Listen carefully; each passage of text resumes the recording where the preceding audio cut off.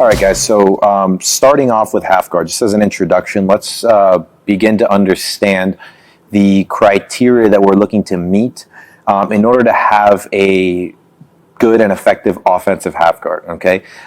Interestingly, half guard is one of those positions that can be very, very offensive for the bottom player, can be a very good position for the bottom player, but it can also be equally as good for the top player, okay, provided that either the top person or the bottom person gets certain things going in their favor in order to make the position more favorable for them. So one of the reasons why I favor, and you see just across the board, the most high percentage passing positions come from chest-to-chest half guard.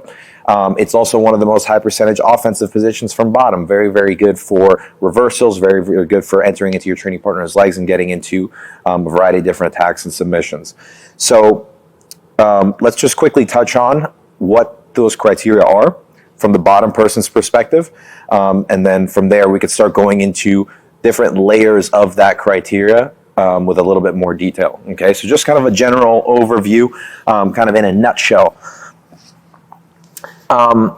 We touched on in half guard passing, right, in the Essential Connection series, why the top person would favor half guard and how they can make it a more favorable passing position for them. Okay, we'll briefly understand why the top person would want to get to half guard. That's also going to make it easier for you as the bottom player to negate those things, okay?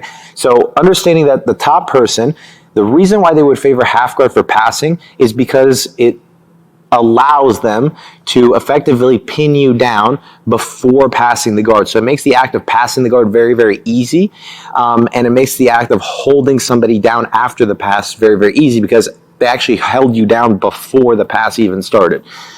So from the bottom person's perspective, let's just move a little bit. Good.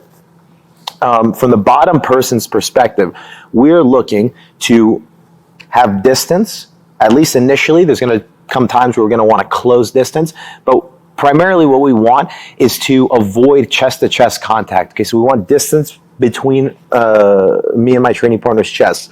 More specifically, I want obstacles between me and my training partner's chest. And those obstacles are going to come in the form of frames, okay, in the form of frames and grips that are going to prevent my training partner from being able to close that distance. So as a general kind of starting position, it's usually going to be in some sort of frame. Then we can start transitioning into grips that are going to make it very, very difficult for my training partner to effectively get a chest-to-chest position that's going to flatten us out, and we'll be able to, you know, be more offensive. But at least in the starting phase, phases here, there's going to be some sort of frames in place that are going to prevent my training partner, okay, obstacles that he has to get past in order to get chest to chest, okay? If he can pass those obstacles and he can get chest to chest, then from there, he's going to be able to start potentially controlling my head, okay, which is the second thing that my training partner is going to want to do. So if my partner gets me chest to chest, I have to deny him control of my head, okay? If he's able to get control of my head to some capacity, okay, for example, right now it's in the form of a crossface. Now from here, my training partner can begin the process of flattening me out.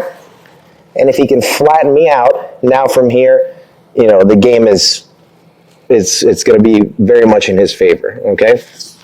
So our whole thing is to, at least initially, in a very, very general sense, I want to control the space, okay, between my training partner's arms, okay?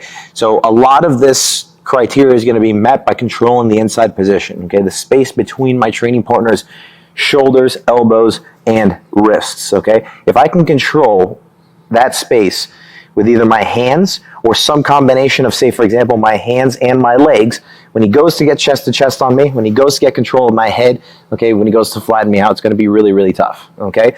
So if I can negate my training partner's ability to get chest to chest, deny him control of my head, and most importantly, not necessarily most importantly, but a very, very important piece of that, for reasons that we'll talk about in a little bit, is preventing my training partner from flattening my far shoulder and hip on the floor, we're going to be looking good. We're going to be in a position where, okay, now from here, I'm in good posture, I'm in good stance, and I can begin to start my attacks.